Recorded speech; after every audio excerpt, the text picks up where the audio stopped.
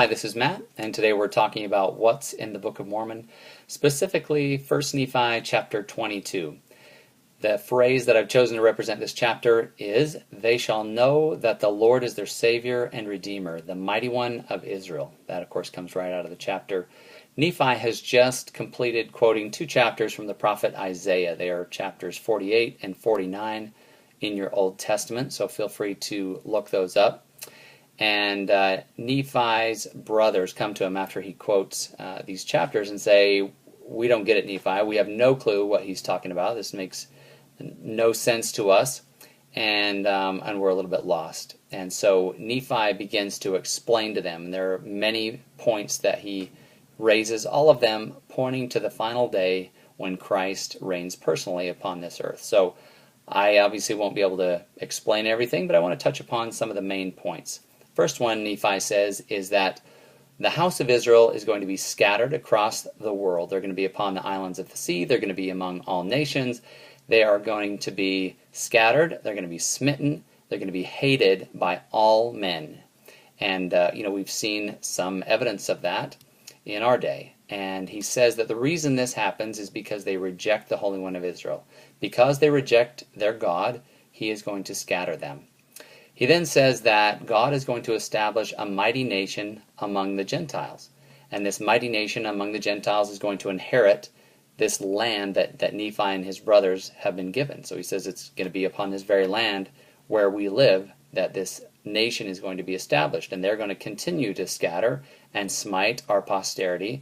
But at some point God is going to use these Gentiles to gather Israel again. He says that God will do a marvelous work among these Gentiles, and the Gentiles will begin to gather and to nourish, and he compares it to carrying the children of Israel in their arms back to their God and to the covenant that God made with Abraham.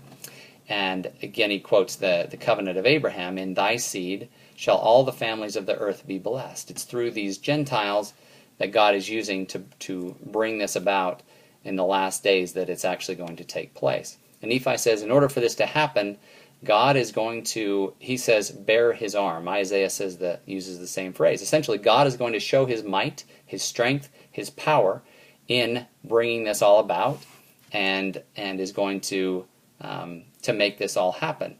Verse 12 says, "Wherefore he will bring them again out of captivity, and they shall be gathered together to the lands of their inheritance, and they shall be brought out of obscurity and out of darkness, and they shall know that the Lord is their Savior and their Redeemer, the Mighty One of Israel."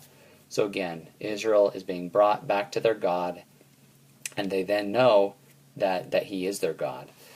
Nephi then says that as God is gathering together these people and assembling his righteous, he's going to destroy the wicked. And any nation or any person or any groups of persons that fights against this work of God will be destroyed. He says he will do that by them warring against themselves, and as they fight against themselves, they will kill themselves off, essentially. And he says that God will preserve the righteous even if he has to destroy the wicked by fire. And then Nephi talks about how among these wicked who are destroyed, he talks specifically about churches. He says, "For the time speedily cometh, or speedily shall come, that all churches which are built up to get gain, and all those who are built up to get power over the flesh, and those who are built up to become popular in the eyes of the world, and those who seek the lusts of the flesh and the things of the world, and to do all manner of iniquity, yea, in fine, all those who belong to the kingdom of the devil, are they who need fear and tremble and quake. They are those who must be brought low in the dust. They are those who must be consumed as stubble, and this is according to the words of the prophet." All of this, of course, is happening in preparation for the millennial reign of Christ, the day when the Savior will come and reign among his people, and he will destroy the wicked as that happens.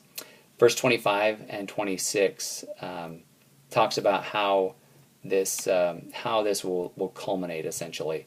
"He gathereth his children from the four quarters of the earth. He numbereth his sheep, and they know him. There shall be one fold and one shepherd, and he shall feed his sheep, and in them they shall find pasture.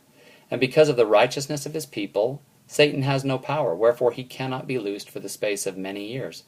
for he has no power over the hearts of the people, for they dwell in righteousness, and the Holy One of Israel reigneth. Of course, these show the outcome of the final showdown between Christ and the kingdom of Satan.